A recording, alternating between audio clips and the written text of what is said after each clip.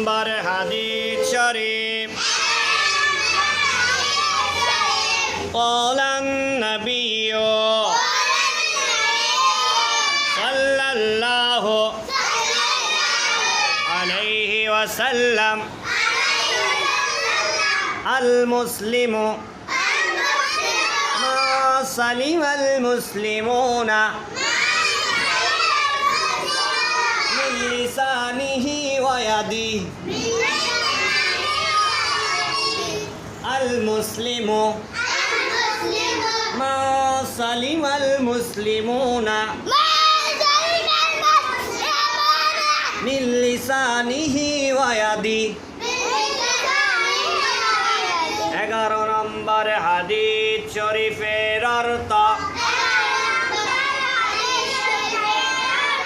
খাঁটি মুসলমান ওই ব্যক্তি যার হাত ও মুখ হতে